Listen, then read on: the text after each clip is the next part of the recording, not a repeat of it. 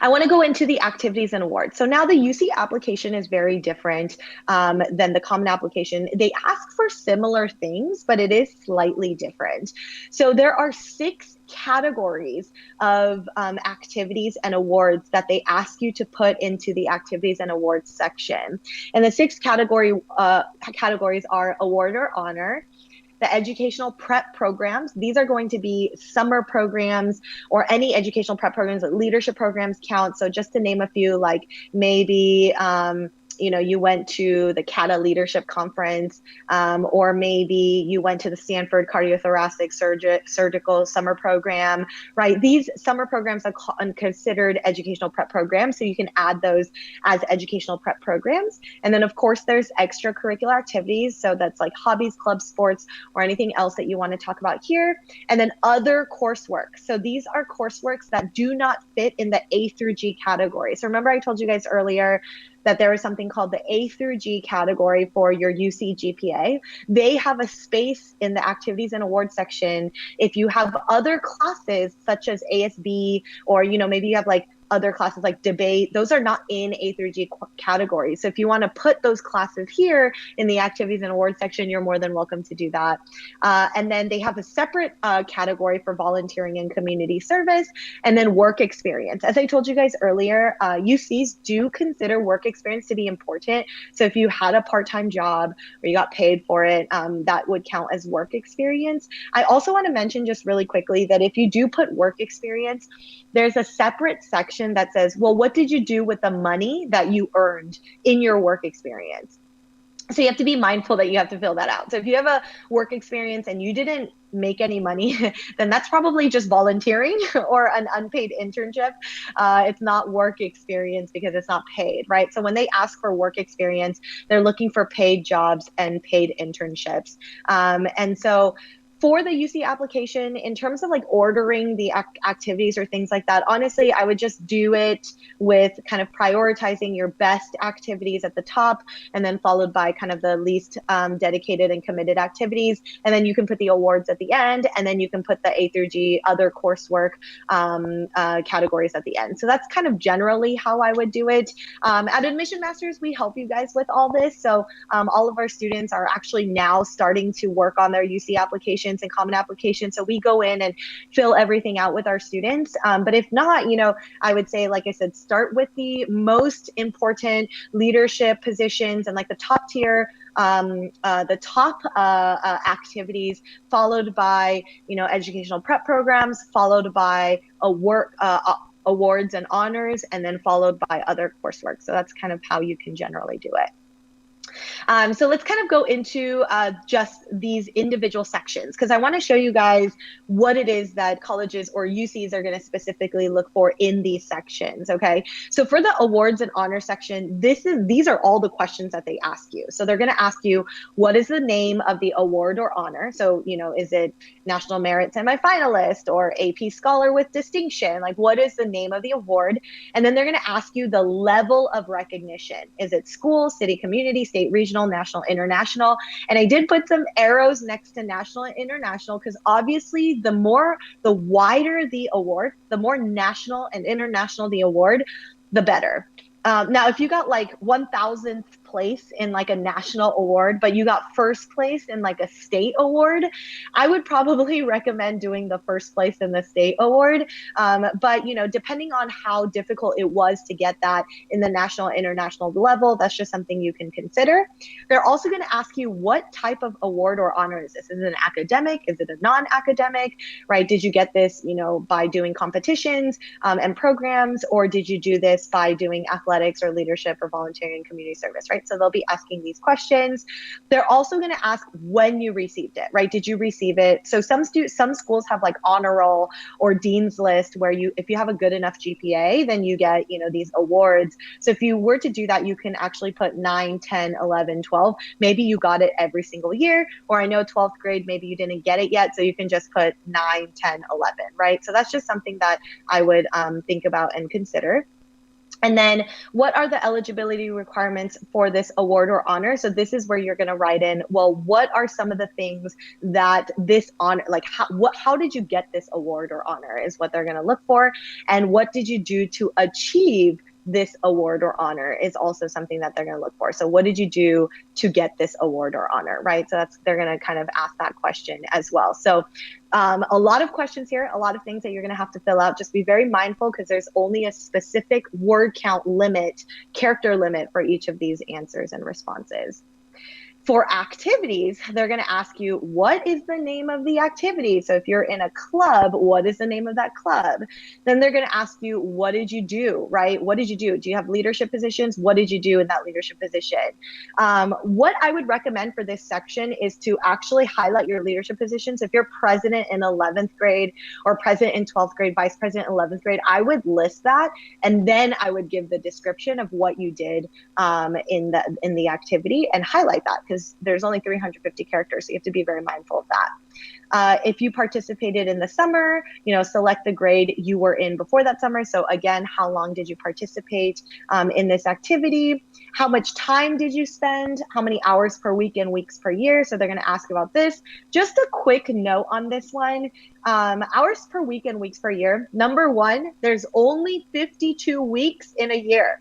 I had students write like, I did this for 70 weeks in a year. I'm like, there's not 70 weeks in a year. There's only 52 weeks in a year. Okay. So don't put 70 weeks, 52 weeks in a year if you did it every single week. Otherwise, if you only did it during the school year, that's probably about 36 to 38 weeks per year.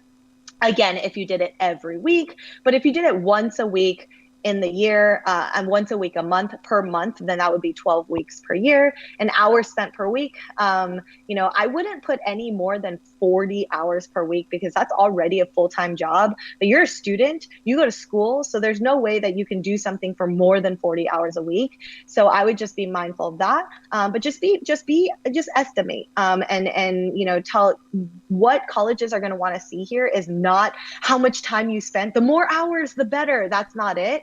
What they're actually looking for is how you're able to balance your time, right? So how are you able to do these activities and balance your time well? That's what they're going to be looking for. Community service. So for the community service section, they're actually going to be asking, again, the name of the organization, program, school, or group that you volunteered for. So that's the name of the organization. And then they want you to describe the organization. So what is the mission? What does this organization do, right? What is their purpose? That is what you're going to put here, separate to the next question, which is what did you do in the organization, which is a lot more, right? This is separate from what does the organization do? What did you do as part of the organization? And this is where you talk about, your leadership positions and what you did in the organization, your roles and responsibilities and things like that. I would recommend that you do fill out the full character word count if possible. If not, try to get as close to it as you can, just so that you can give more information. And same thing, like we did for the activities, they're going to ask for the hours per week and weeks per year, and then when you volunteered for it as well. So they're going to be asking all of those questions.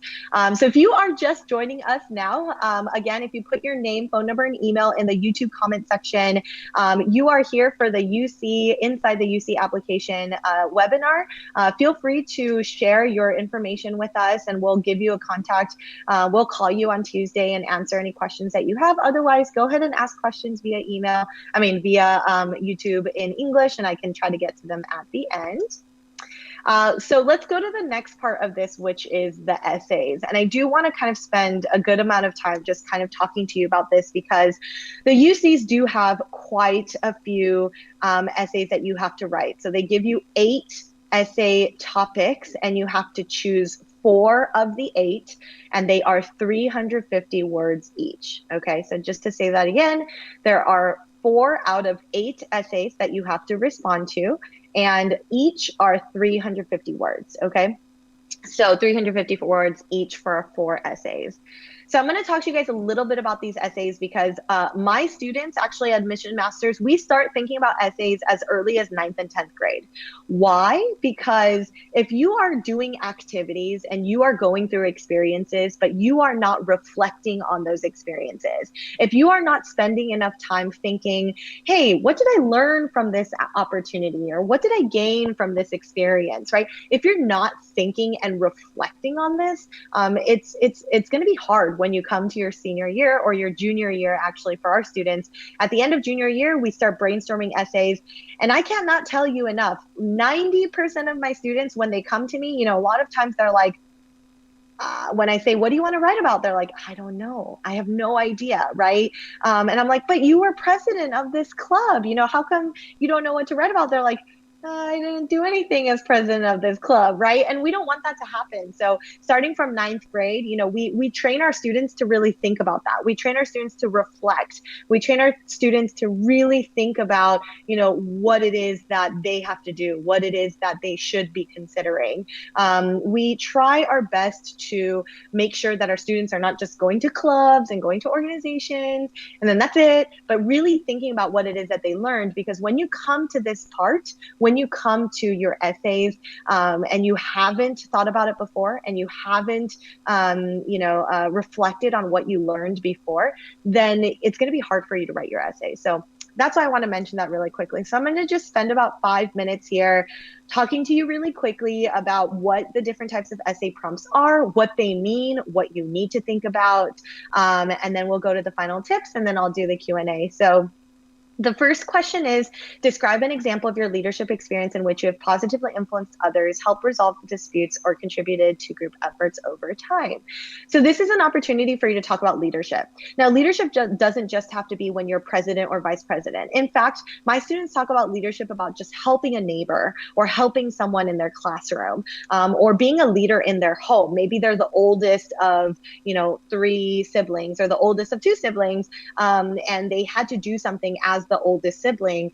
You can talk about that. That is still considered leadership. So leadership is very wide, but this is an opportunity to really go into that. Every person has a creative side and it could be expressed in many ways: problem solving, original and innovative thinking, artistically, to name a few. How do you express your creative side?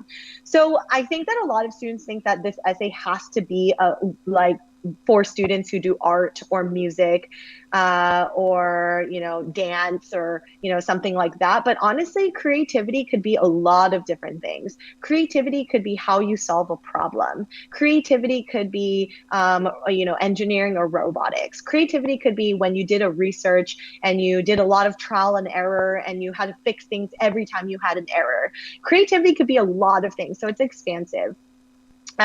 What would you say is your greatest talent or skill? How have you developed and demonstrated that talent over time? If you are a student with a lot of awards, you are a really great musician, you do really good speech and debate. If you are a student with really a lot of awards and a lot of talents in a specific area, this is an opportunity to express that. Now, this is not the time for you to be like, I got this award and I got that award and I won first place, because the activities and awards section on the application will help you to do that. This is actually the opportunity to show me your growth. So how I wasn't this good all the time, right? Here is how I grew. This is my commitment and dedication. Here is how I got better. And when things were challenging, here's what I did to improve it, right? That is what they want to see here, not the list of like, I got first place and I got national championship. Like that's not as important because we already talked about that. And some more essays, as I had mentioned. So describe how you have taken advantage of a significant educational opportunity or worked to overcome an educational barrier you have faced. So if you are a student that didn't get such good grades and you had a lot of educational barriers, maybe a language barrier or something like that, you're more than welcome to talk about that here. I would also say this is a good time for you to show your resilience, right? How you overcame your challenges, which is what colleges are going to want to see. Describe the most significant challenge you have faced and steps you have taken to overcome this challenge. How has this challenge affected your academic achievement? So just really quickly, When they talk about significant challenge and there's 350 words to talk about significant challenge, you should only spend about 150 words on the challenge and 200 words on your growth. How you overcame the challenge, who you are today because of the challenge. The whole essay shouldn't be the challenge, okay? So make sure you're focusing more on how you overcame it. Think about an academic subject that inspires you. Describe how you have furthered this interest inside and outside the classroom. My students who are going to apply to private schools, a lot of private schools ask the same question: why this major? Why do you want to major in this major? And this question is very similar to that, right? Tell us about an academic subject that inspires you. So if you have a topic, or if you have a class, or you have something that really, really inspires you, this is an opportunity to talk about it. And then the last one, what have you done to make your school or your community a better place? I'm sure a lot of my students right now are doing community service. If you've done some sort of volunteering, you've done a lot of different things, this is a great time to talk about what you've done to make your community a better place, right? So this is a great time for that. I do want to tell you guys actually really quickly that the UCs do have one more prompt, which is what makes you stand out as a UC applicant, or what makes you a strong UC applicant. That's prompt number 8. I didn't write it here simply because I feel like that's probably the most broad prompt, but they do have that 8th prompt as well. What makes you a strong UC applicant, right? What makes you stand out as a UC applicant? And honestly, it's just a very broad prompt. You can talk about almost anything in there that you feel like makes you a strong applicant or stands out. So yeah, that's pretty much exactly what I feel like you would have to kind of discuss. And this, a lot of times, I feel like a lot of my students go into personal stories for prompt number 8. They go into personal stories and personal experiences. So yeah, that's just a little bit about that. I'm going to go into the Q&A. I know that I talked about a lot of different parts here. So if you guys have any last minute questions, this is a great time for you to ask any questions. I do want you to check out our podcast and contact us to get a free consultation. We do offer free consultations. So if you have any questions, I'm more than happy to answer your questions, and you can contact us for a free consultation. Here's our phone number and our email address. We do check this out. So our office is actually open on Tuesdays. So if you Tuesday is when we open. So if you call us or email us, we'll get back to you on Tuesday. So let me go ahead and start with just answering some of your guys' questions so that we can dive right into it. So let's go with the first question. Is it more difficult to apply to UC school than private college? My answer to that question is it really depends on your where you live, first of all. So if you're living in state in the UCs, it's going to be probably easier for you to apply. But it also depends on the private school, because there are private colleges that are lower tier than, say UCLA, UC San Diego, UC Irvine. Those schools have higher percentages of getting accepted. So that's a very broad question. I would say it's really, really hard to kind of hit that. So I think that the biggest thing is, it depends on the college, to answer your question. For UC school or private school, it depends on the college, and based on where you're thinking in terms of applying, it would depend. But if you are in state, if you are living in the state of California, applying to a UC school, is going to be a higher chance than someone applying from out of state as well. What if the school doesn't offer many AP courses? That's a great question. If a school doesn't offer as many AP courses, my first thought is colleges want to see how well you do inside your high school first.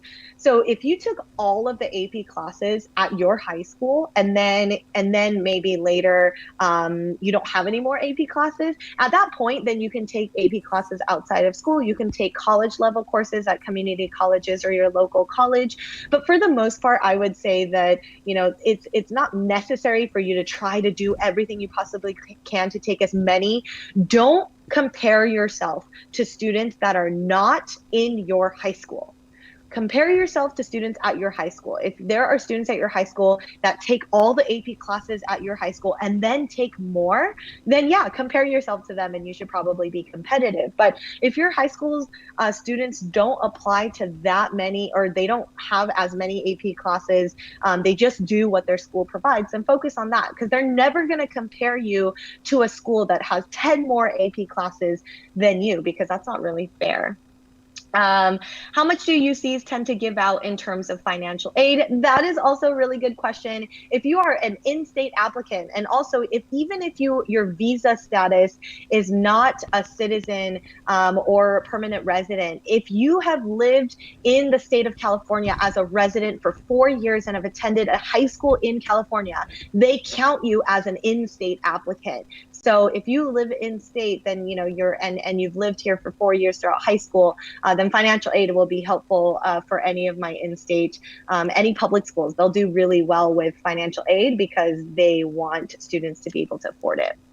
Let's go into, is it better to choose an unimpacted major and then try to transfer into an impacted major? Great question. Yes, ultimately, I would say that it is better to apply as an unimpacted major and then transfer into an impacted major, but there are exceptions to this rule. So for some colleges, like with the engineering and comp sci at UC Berkeley, for example, it gets a little bit tough for you to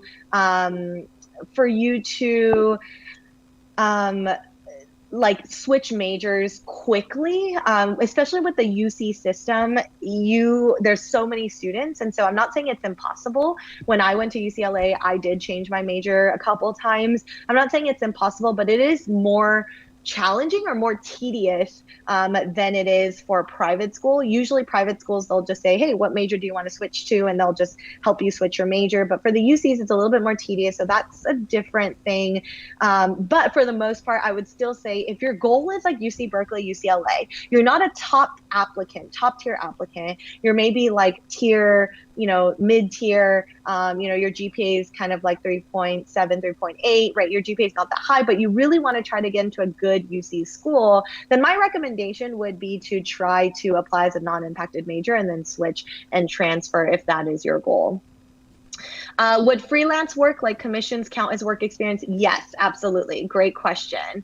How much weight do AP scores have? That's another really good question. So AP scores, now that standardized test scores are test optional, right? Now that we are going test optional for a lot of other kind of